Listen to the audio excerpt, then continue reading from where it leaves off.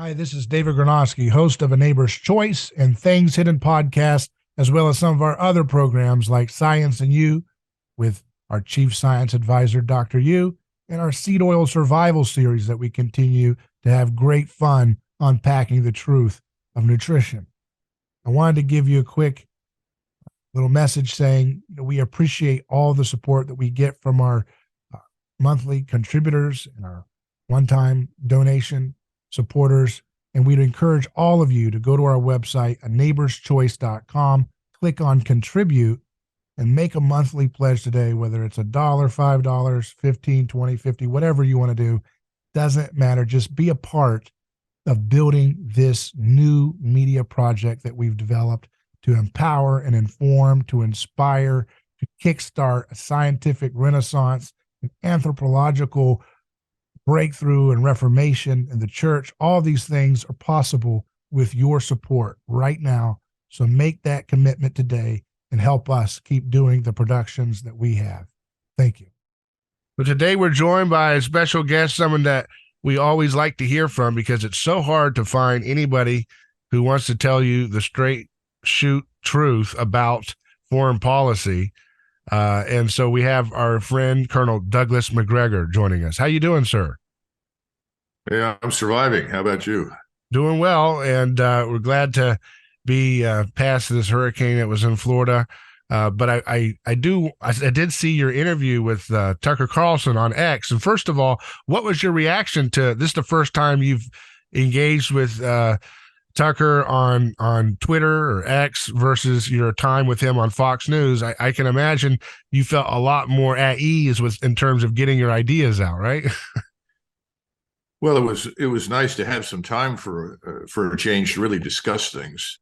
Yeah. And he gave me that. And I'm very, very grateful to him. And it seems to have resonated very strongly. We're up to almost 12 million views now. So it seems to have done quite well with the broader public. And that's good news. Yeah. I saw recently that you've been on Twitter too now. You weren't on there before. What made you make that decision to jump onto that platform? Well, when I finally decided to go ahead and act as the CEO for Our Country, Our Choice, it really became unavoidable. And what's happened is that I now have someone who manages that account for me, and there are real restrictions on what he can put there. It has to come from me. It has to be a direct quote from something I've written or said on television or some other medium, because I really don't want to get involved in these pointless back and forth attacks with idiots on Twitter. Yeah. And as a general rule, you know me, I hate social media. Yeah. I really despise it. But it's unavoidable. If you don't make use of it, you can't get the message out, which is really what we're interested in. Yeah. Well, could you tell me a little bit about Our Country, Our Choice, or is that something that's under wraps still? No, it's just that we're at the beginning. Yeah. And we've had an overwhelming response. Mm-hmm. We're up to about 10,000 people who want to be members. And we didn't expect it. We thought this would take a little longer to get started because we're not really firing on all cylinders. We're going to be located in Orlando, where we're trying to set up a headquarters, and we're still hiring people. We have a lot of talented people. We've got a lot of people that want to work with us and for us, and we're deeply grateful for it. But imagine, if Noah built the ark for 50 animals and 5,000 showed up. Well, we're in the 5,000 category right now, playing catch up. And what we're really, really about, I think, in the narrow sense, is these are people with traditional conservative values who are appalled at this uniparty, who are fed up with the failure of the Democrats and the Republicans to really produce anything that's of importance to the American people. And the American people want to be protected. They want to live in a country where there's the rule of law. They're sick of all the criminals being released and then people who are not criminals being prosecuted, as we've just seen, by the way, with these January 6 people, this fiction that there was an insurrection, which is absurd. And then on top of that, you've got the problems at the border, the open borders, the endless wars. And I started to talk about these things and other issues that I mentioned about, here's the poor American worker who works all of his life, and then he could look forward to $1,400 a month from Social Security, and someone enters our country illegally, is handed $2,200 a month and a ticket to wherever he or she wants to go inside our country, after which, of course, other than continuing to receive free funding for whatever it is they do, they disappear. So, that's very upsetting to people, and they're tired of the sexualization of children. I mean, basically, we're talking about security for Americans first. That means also ending these pointless and self-defeating conflicts. And most Americans don't even know where Ukraine is. And if they do, they certainly don't want to fight there. And the whole war is a catastrophe. It's murdered the Ukrainian nation. And we're the executioners in that sense. The Russians have actually restrained themselves dramatically and held back because they're very strong. We're very much in a position to march very rapidly west, especially now where there's almost nothing out there to stop them. So I think people want to join us because they want an advocate for what's right. And they want a way to try and hold people in Washington accountable for all the corruption and stupidity. And they can't rely on the people they voted for. So what we want to do is, first of all, we want to give people a platform where they can speak. We want to help them organize across the country against this swamp, this sort of hopeless government that we have and the corruption that it represents. And then we want to help people hold these politicians accountable. Now, how do we do that? By making it clear what they really think and what they really do. I mean, a lot of these people stand up there and you think you're listening to Ronald Reagan in 1982, and then they go in and behave like Karl Marx. Yeah. So this sort of thing has got to end. So all of those things wrapped up together is really what our country, our choice is about. Now, we're trying to stay away from some of the more divisive issues because we want to unite people as much as possible. We want to focus on those things where we can agree, where we can have an impact. So I think that's our country, our choice. We're trying to build a media platform that will keep people informed, help them on the local level. Let them also provide information about what's happening in their particular area. So we're going to try and ultimately pay workers, people that are part of the organization, we call them guardians, that will be all over the country in all of our states. And ultimately, we'd love to have somebody in every congressional district so that we get the ground truth. We find out what's really happening, and then we can also help and assist them. This is all going to take time. But we're really overwhelmed with the positive response we've gotten. And I think we're going to end up with, at some point, millions of members, to be frank. But we won't be able to accommodate that until the end of this year, November, December timeframe. And then I think as we move into 2024, hopefully we'll become a real force that the political environment, the people that are representing us or not representing us have to deal with. So is it a media platform or like a nonprofit lobby group, or how does it what is it? No, we are not a nonprofit because we think if you can't pay people on the ground to advocate for the right things, you're going to fail. Right. This has been a problem on the right. If you look at the left, you go back to the 2020 election or the 2016 election, you go to any of the polling stations, there are 30, 40, 50 lawyers there bankrolled by the left to ensure that things go the way the left wants them to. There's nobody there advocating for us, the American people. And I think that has to happen. So we're not a nonprofit. We have investors. I think we're going to have more investors. Obviously, if people want to contribute to us, we're grateful for it. But, in this time frame, we did not want to build an organization that's designed to become a movement for what's in the interest of the country, and then ask people in crappy times like the ones we live in for money. I mean, we don't want to ask Americans who want to join us for money. We say, no, bring your energy, bring your imagination, bring your ideas, and we'll do everything we can to incorporate you and maximize that. But we're not asking anybody for money. So joining this is free. And as I said, if we got to say 1 million plus, we would have 8,000 guardians, and these people would be the paid infrastructure that helps guide the larger movement, because it's really about a movement. We've had our national identity diluted through this uncontrolled immigration that is really killing us. And now we hear terrible stories about people coming in with all sorts of medical conditions and diseases.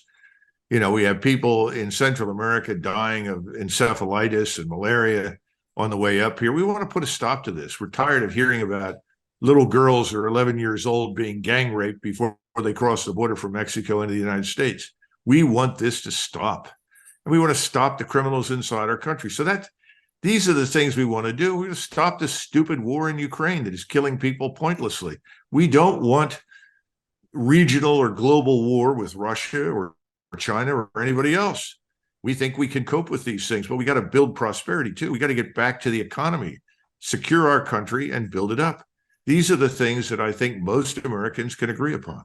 Do you think your military background helps you in organizing this structure you're building? You call them guardians? Well, maybe, but look, this is way beyond the military. And remember, we're not recruiting soldiers. We're just asking citizens to come on board and work with us. That's a different kettle of fish. So we're not issuing any commands. What we're doing is we're saying, task number 1, build membership.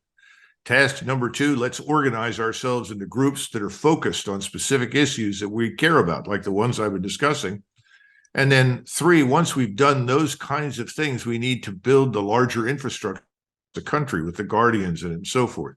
So this is a process that's going to take some time. We've got to ramp up, and we're going to do that as quickly as possible.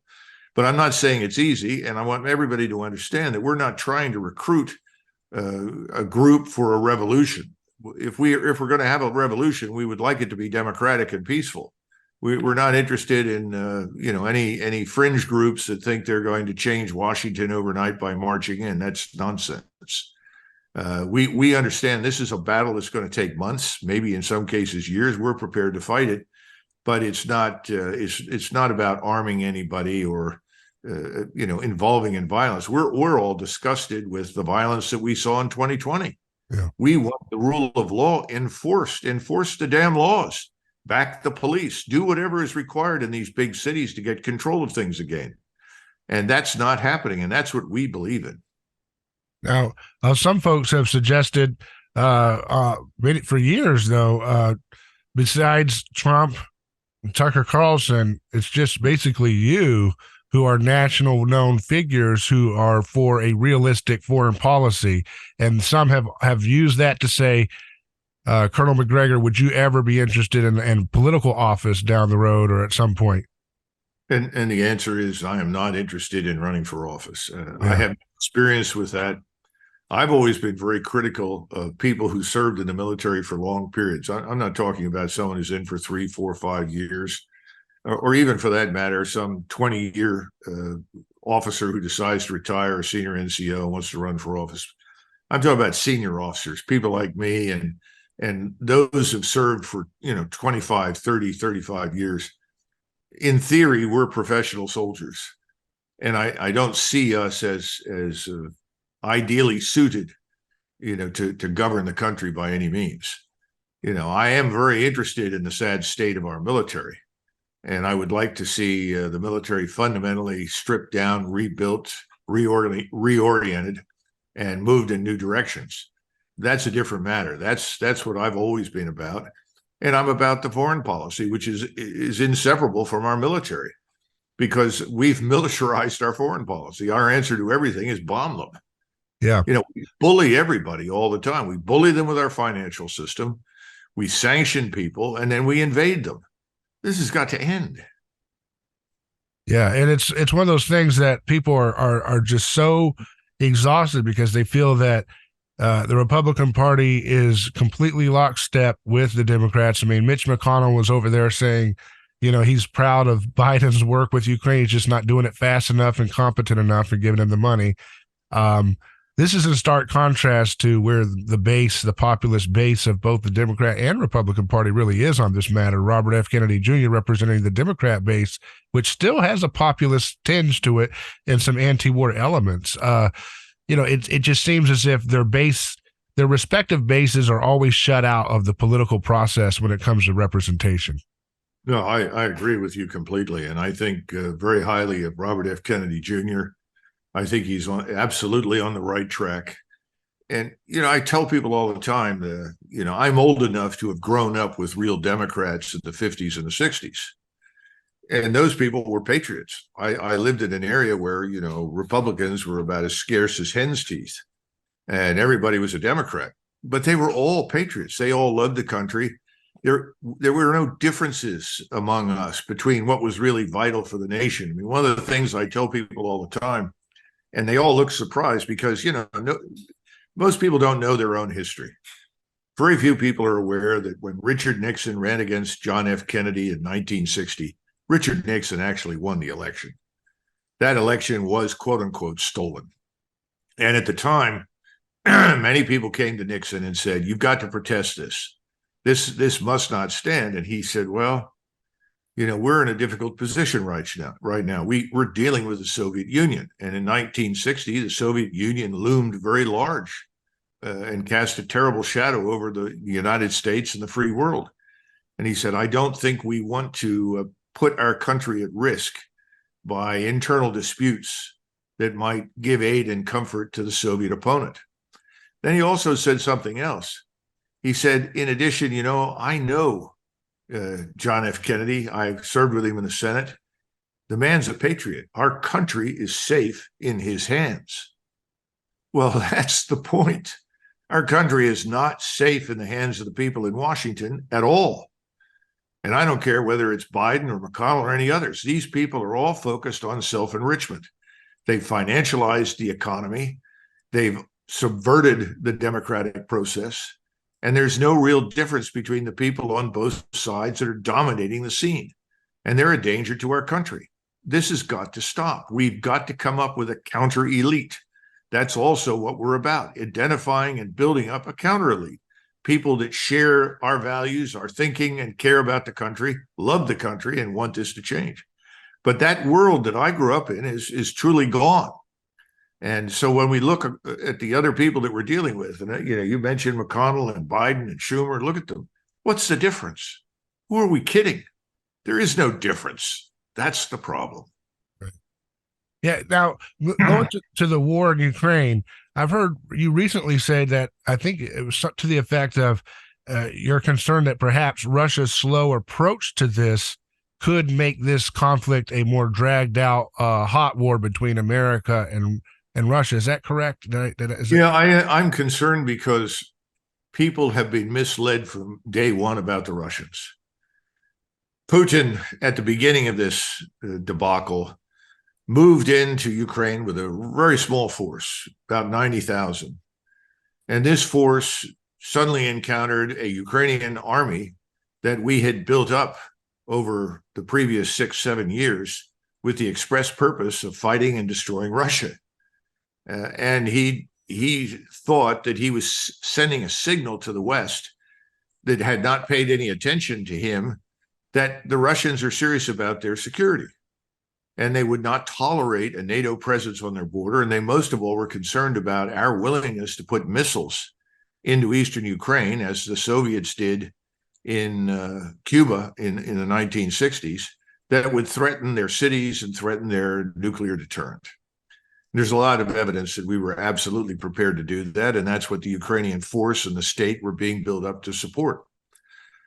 He discovered that he had no negotiating partners, but he dragged this out through March and April and finally said, well, that's it. I guess no one's going to negotiate with us. We're in a different set of circumstances. He did not, I think, expect the reckless hatred that grips Washington and their globalist allies in Western Europe. And as a result, he said, this is a game changer. We've got to go back, re-examine things. And then the Russian military buildup began. And today you have over 750,000 troops. There are plans to go up to 1.2 million. They may well reach that by the beginning of the next year. Is that total, or you mean deployed into Ukraine? No, total. Okay. Yeah, but the 750,000 right now are around Ukraine or in it. Uh-huh. And that force is enormous, and it's extremely well equipped, heavily armed, and by the way, very competent and very well led, contrary to what everybody says. They've inflicted devastating casualties. It's more than 400,000 dead Ukrainian soldiers now. How many casualties on the Ukrainian side, anybody knows. But when you look at the Russian side, you're looking at perhaps 30, 40,000 killed in action, maybe another 30, 40,000 wounded. And most of the Russian wounded is treated and returns to the battlefield to fight. Whereas most of the wounded in Ukraine are so severe, they'll never come back to combat. So now they're trying to basically force whatever they can find inside Ukraine into uniform to go jump into the meat grinder that's killing thousands of Ukrainians every week. And they're trying to get the Polish government to assist them in repatriating anywhere between 80 and 100,000 Ukrainian young men to come back and fight. Of course, that's not going to happen. There are all sorts of legal reasons why that won't happen. Because remember, you've had 14 million people at least move west and leave Ukraine. So this organization we call a government, this Zelensky crowd, is really weak, and they are devastated, and they're on their last legs. So what sustains them? Us. Yeah. We're transferring billions in cash. We own the government. We pay for the government. We pay for the military. The whole place would fold and die tomorrow morning if we suspended the aid. Now, the aid that they do need is medical. The aid they need is humanitarian. They don't need any military aid. This needs to stop. We need to suspend that. It's just killing more and more Ukrainians. Now, here sit the Russians controlling 90% of the territory where the Russian population lived in eastern Ukraine that they were trying to protect. So they've got that, and they've been sitting on it, defending it. And I think there's a lot of frustration in the senior ranks of the Russian military, because I think the Russian military has been saying for months now, let's attack and get this over with. We can crush this problem once and for all. And he's been reluctant to do that for two reasons. Number one, he really doesn't want to kill any more Ukrainians. We find that hard to believe, but he sees them as Orthodox Christian Slavs, just like the Russians. Secondly, he doesn't want the United States and NATO to intervene in Western Ukraine. So he's taken the position that let's move deliberately and incrementally to avoid a sudden impulsive move from Washington that would put them at war with us in Russia. And that's an understandable concern. But now the situation is so bad, and we are so weak, I think, in the West, as he's accurately concluded. I don't think that the potential for real intervention is there anymore. If you look in Poland, public opinion there has swung decisively against Polish involvement in the war. Yeah. They'll send assistance, but they will not fight. And so under those circumstances, I think his senior military leaders are saying, let's go and end this. If we do nothing and the Europeans fail to elect new governments or put new people in power that will talk to the Russians, then I suspect he'll eventually give permission and they will march west. And they could march all the way to the Polish border. I keep telling people this. And of course, that's the opposite of what we want. You know, the beauty of Ukraine, particularly if it had become a neutral state, was that it put 500 miles between the NATO border and the bulk of the Russian military, which is what we wanted. Now we're going to get the opposite because we were foolish and stupid and completely miscalculated, didn't understand the Russians, didn't understand their capabilities. Now, isn't Washington's the foreign policy genius Mike Pence and Nikki Haley have suggested that things are going according to plan? We need to drain Russia of its resources, of its military personnel, and that's why we should be continuing this effort, and it's going according to plan in their terms, maybe just not fast enough. That's kind of the neocon talking point against Biden. Well, he's not tough enough, right? And they're always saying that. Is anybody out there believe anything that the former vice president or this person, Nikki Haley, the former governor of South Carolina, says? They know nothing. These people are uninformed and ignorant of reality. They certainly don't understand what's really happening. And even if they do, it doesn't matter. You have to look at the people who are donating to them. I keep telling everybody, you want to understand why somebody says stupid things like that make no sense, that are very dangerous. Who are their donors? And this is why you go back to Trump. One of the things we liked about President Trump was that he put his own skin in the game. He was someone that said, no, I'm not going to simply do whatever the donors want. You have someone now with Robert F. Kennedy Jr. who's very similar. And naturally, both men are widely hated and despised in Washington by the swamp because they represent a clear and present danger to the corruption. It's just a big money laundering operation in Washington, and the American people are the ones whose money's disappearing, and they're not getting anything out of it.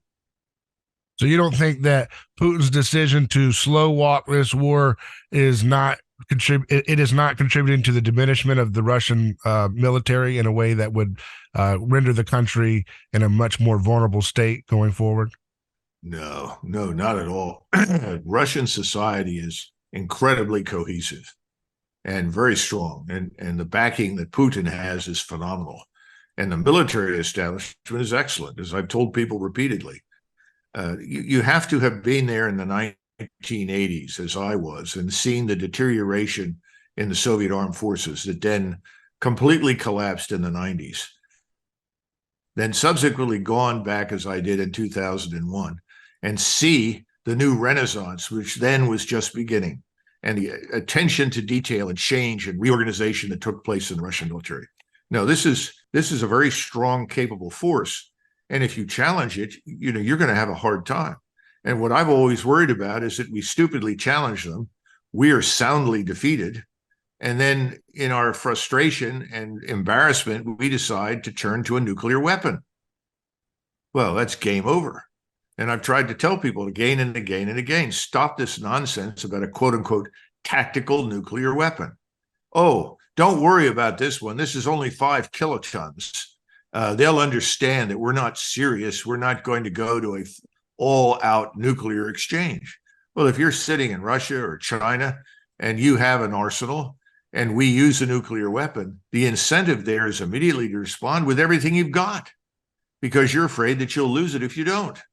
We need to stay away from this nuclear business. And both the Russians and the Chinese have said they will not use nuclear weapons unless they are attacked with nuclear weapons. Yeah. We need to stop this and get out of this business, and we need to stop fighting over it.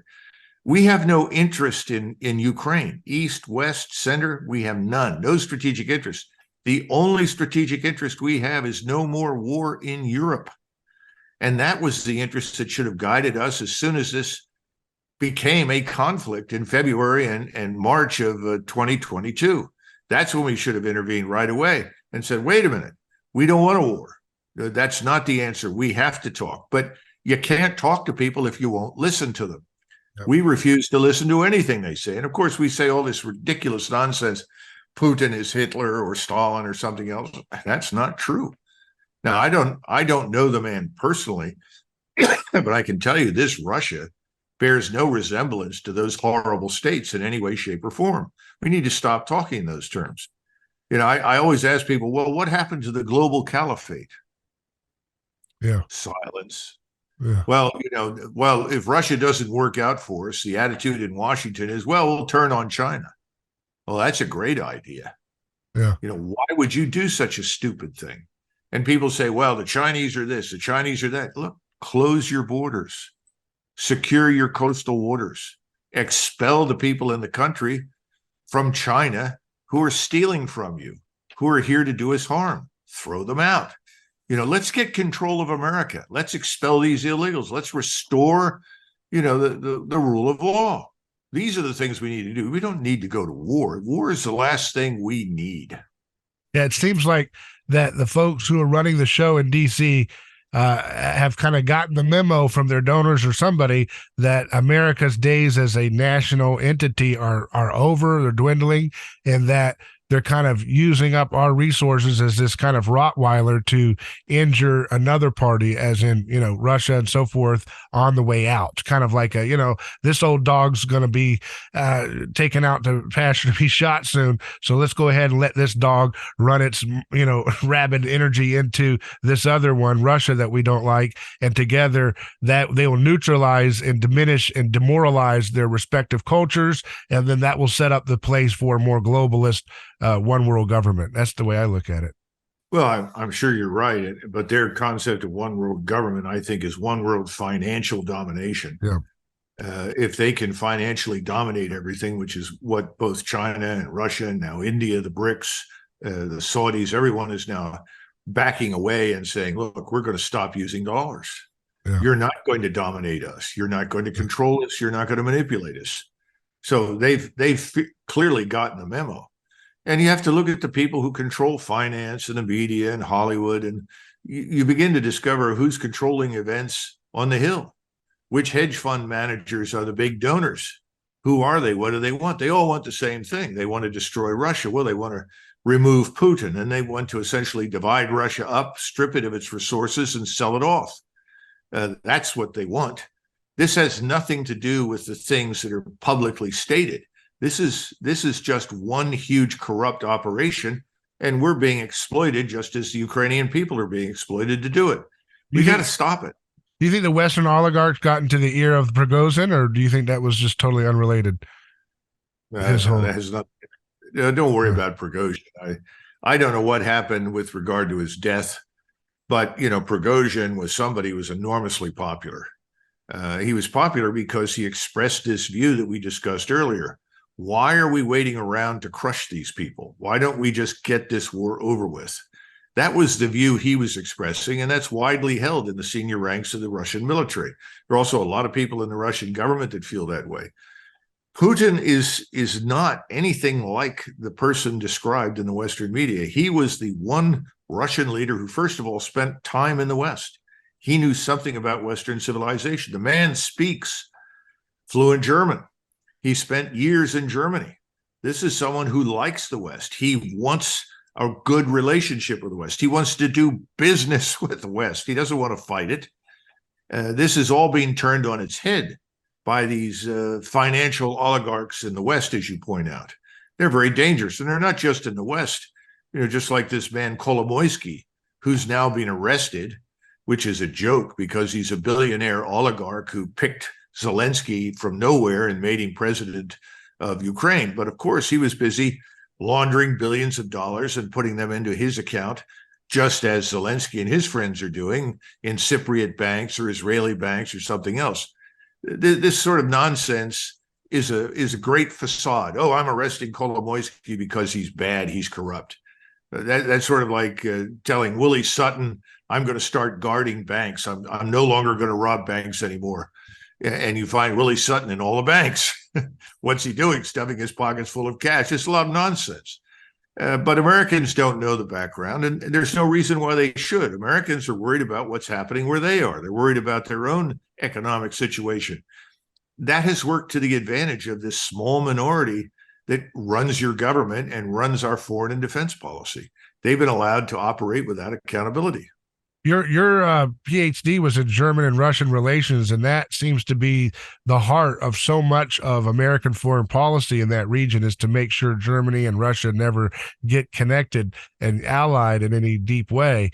What's going on in Germany from what you can tell? Are you starting to see any indication that the Germans have a backbone to start telling DC, stop sacrificing us, or are they completely demoralized still and going to go along with whatever we want? I think the Germans have the national consciousness of a traumatized rape victim. And that's something that needs to be put aside. I think that the Germans, every time they feel as though they should stand up for themselves or defend their interests, immediately punish themselves and beat themselves over the head and say, you can do nothing. You must sacrifice yourself because of what happened 80, 90 years ago. This is nonsense, but it's been exploited by these globalist elites that currently dominate Berlin. Now, Germany's on a suicide path. They're on the road to deindustrialization. Here's one of the greatest scientific industrial bases in the world, with some of the best human capital in the world, that operates as an engine of prosperity, not just for itself, but for Europe. They're tired, I think, in many cases, of being the sort of milk cow for everyone, for effectively bailing everyone out financially when anything's gone wrong. You take Germany out of the Euro zone, there's no Euro. You take Germany out of the EU, there's no EU. Germans understand that. They've tried to bend over backwards to make everyone happy, and what's their thanks and gratitude? Most cases, people pour buckets of filth and abuse all over their heads. Everybody in Europe that is not German wants to blame the Germans for their problems, which is nonsense. Now, the Germans over the previous 300 years, with the exception of two brief periods, World War I and World War II, have actually had excellent relations between themselves and the Russians. They're natural partners, strategic partners, for reasons of economics and finance, and also for reasons of strategy. We went ahead, and it appears that I think Seymour Hersh is right. And I think he's, I haven't seen the data, so I can't say with 100% certainty, but I think Seymour Hersh is effectively correct when he talks about how the Nord Stream 2 was destroyed. And Germans are beginning to say, well, if this is true and Seymour Hersh is right, why would our closest ally, the Americans, with whom we've had good relations ever since the end of the Second World War, really, why would they do this to us? And Germans are now beginning to ask whether or not they're really a sovereign country. And there's a lot of evidence that the Germans continue to behave as a vassal state of Greater America. This is not going to last, David. It's going to blow up on our faces. It's going to blow up in the faces of the people in Berlin, but not until things get worse. And here's a big message for everybody. It's going to get a lot worse in Germany. If we have the cold winter everybody is forecasting, it's going to be hell to pay in that country. You'd already have millions of homeless. Now you have millions of more unwanted migrants, this time millions coming out of Eastern Europe or Ukraine. Add those to the millions of Muslim migrants that were never asked for and never wanted, but Germany stolidly agreed to take them in because everyone was afraid of being called a Nazi if they didn't. That's about to end. And I'm afraid that when it finally ends, we're going to discover that we have very few friends left in Germany. Yeah, I hope that these different countries can learn to have a healthy relationship with their sense of themselves, rather than just go along with this kind of nightmarish bully tactic of anytime you have any regard for yourself, you're a monster. It's pretty obvious how despicable that is.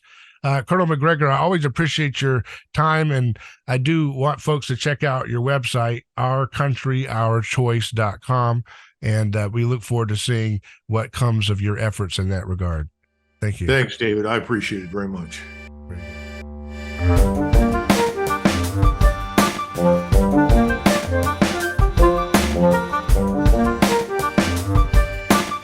good.